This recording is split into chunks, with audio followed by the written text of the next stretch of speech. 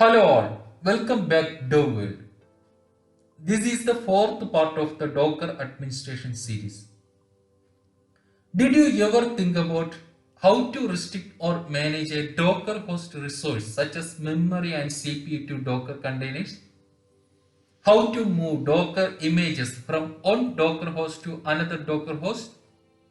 How to remove unwanted images and free up space on the Docker host? This raises a lot of questions, doesn't it? Let me answer these questions one by one.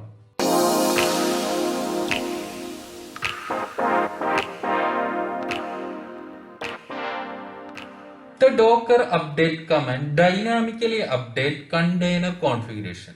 Usage Docker update options container ID or name. By default, a container has no resource constraints and can use as much of a given resource as the host kernel scheduler allows. You can use this command to prevent containers from consuming too many resources from their Docker host. With a single command, you can place limits on a single container or on many. Let us look at a few examples using the Docker update command. Use the option --CPUs if you want to specify how much number of CPU resources a container can use. Type docker update --CPUs equal to 1 box 1.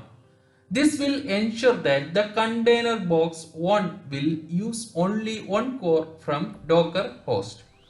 If you want to restrict the total process inside a container, type docker update --pads limit equal to 25 box 1.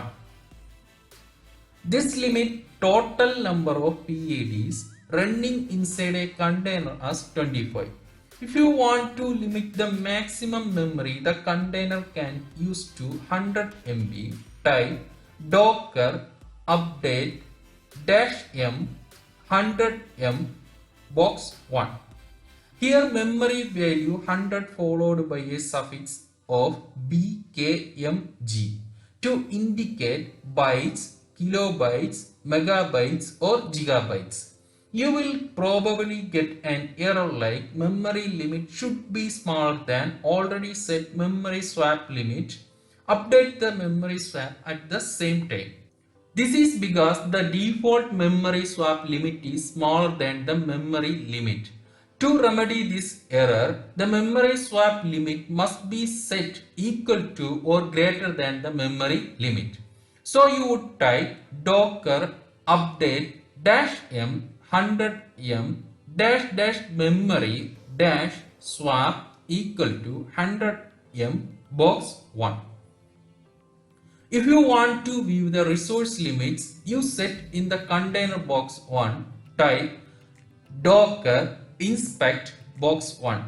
You will get the limit details like PAD's limit, memory swap and memory. You could see the memory swap and memory will record as bytes.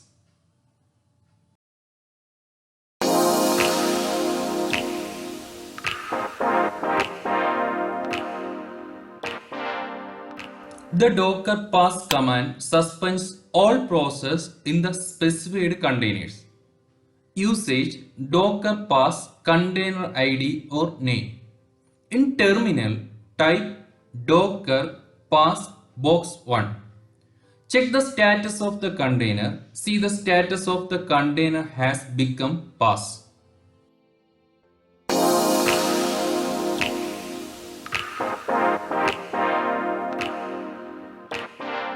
Docker info displays system-wide information regarding the Docker installation. Usage docker info options. In terminal, type docker info. The output of this command includes the kernel version, the total number of containers and how many are running, passed and stopped, and the number of images. The number of images shown is the number of unique images. The same image tagged under different name is counted only once.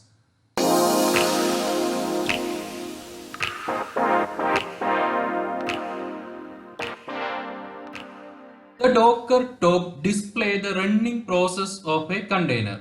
Usage Docker top container ID or name. In terminal, type Docker top box 2.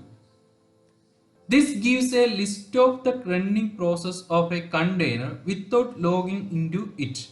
You can see the details such as user ID, process ID, PPID, percentage of CPU, start time, terminal which is held the process, duration of the process and which command is executed. You can filter the output by -O option. If you want to see only PID and user ID in the output, type docker top box 2 -O PID, UID. See, this is only display the process ID and user ID details.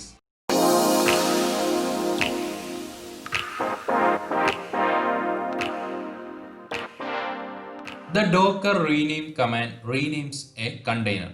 Usage docker rename container ID or name and new name.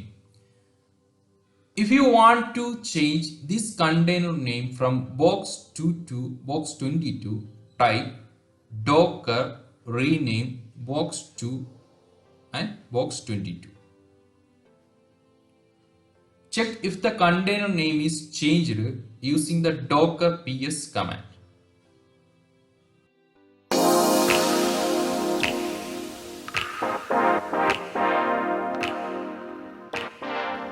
Docker port helps us to list port mappings or a specific mapping for the container. Usage docker port container ID or name private port. If you want to see all the binded ports of the container box 4, type docker port box 4.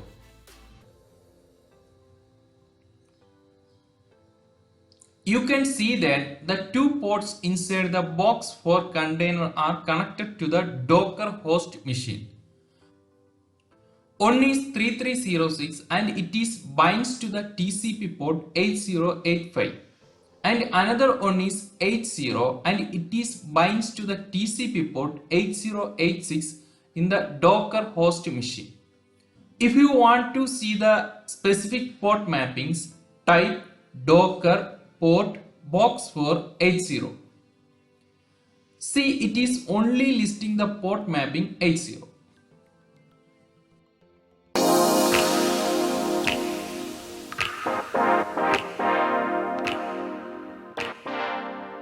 The Docker CP utility copies the contents of source path to the destination path. You can copy from the containers file system to the local machine or the reverse. Usage Docker CP options source path container : destination path. Go to the terminal. I have a file /mnd test in my Docker machine. If you want to copy this file to the container box 1, type docker cp /mnd test box 1 : /mnd test. Check whether the file is copied using docker exec command.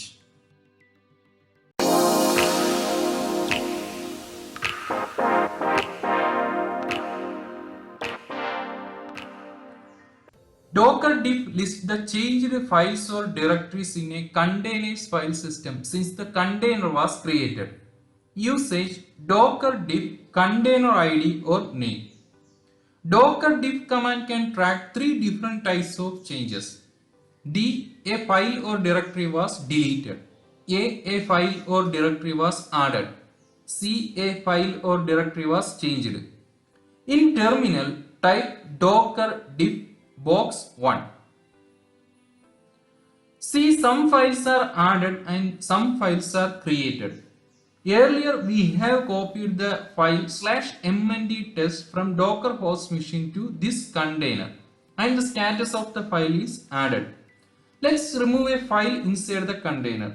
Type docker exec box1 rm /etc nginx conf.d/default.conf.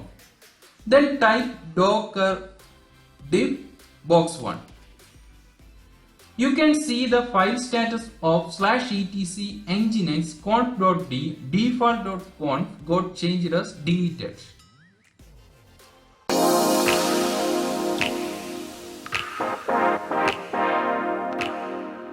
Docker export is used to export the container's file system into a tar file. This command does not export the contents of volumes associated with the container.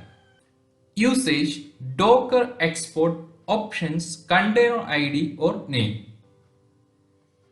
In terminal, type docker export box1 greater than sign box1.tar.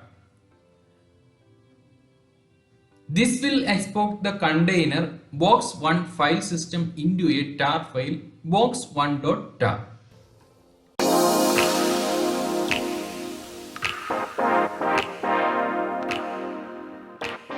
Docker import command imports the contents from a tarball to create a file system image. Usage Docker import file or URL repository : tag. Go to the terminal and start a container box1. Use the nginx image. Export the file system of this as /mnt box1.tar. If you want to create an image using the exported tarball /mnt box1.tar, type docker import /mnt box1.tar repository name : tag. I am giving box1 : v1. Type the command docker images and verify that the image box1 is created with the tag v1.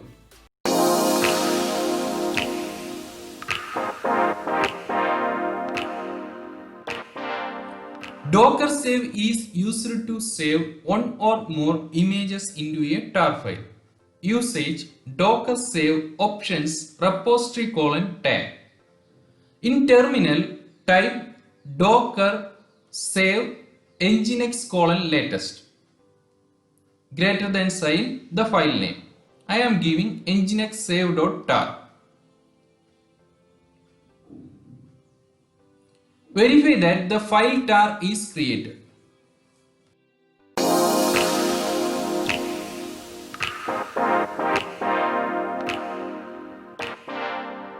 Docker load is used to load an image from a tar archive. Usage Docker load options file or URL.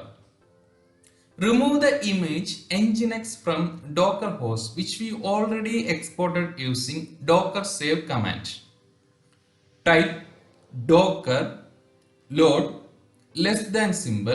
nginx save.tar to load the images. Check and verify that the image is recreated with the proper tag. Let's see some major difference between docker export and docker save command. Export command exports only the file structure without history and metadata. So the exported tar file will be smaller than the saved one. Save command saves whole image with history and metadata. It will pack the layers and metadata of all the chain required to build the image. In Docker exports, using import command to create image. In Docker save, using load command to create image.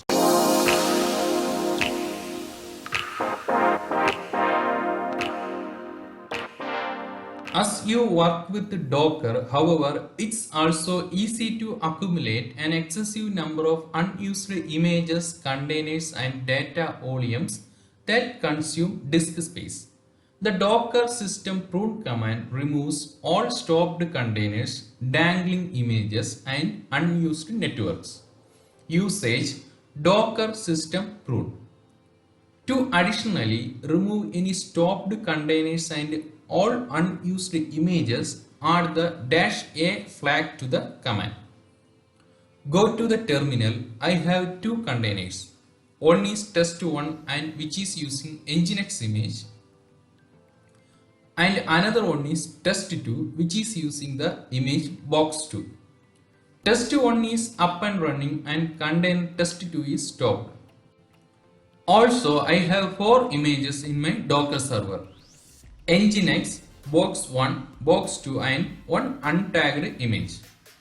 Test1 is using Nginx image and test2 is using box2 image. Let's execute docker system root. This command will prompt you to confirm the operation. This will remove all stopped containers, all networks not used by at least one container, all dangling images, this means untagged image, and all build cache. Are you sure want to continue? Press Y and enter. This will remove the stopped container and untagged image. Use the commands docker ps and docker images and verify the status. Let's execute the command docker system prune with the -a option. You will get a warning message. This will remove all stopped containers, all networks not used by at least one container, all images with at least one container associated to them, all build cache. You can see that the box1 and box2 images have been deleted because there is no container attached to those images. I hope you understand the difference of docker system prune command with and without -a option. Thank you for attending today's session. If you have questions or queries, please write it on comment box. I will be very happy to help you. See you soon with part 5, and until next time, goodbye.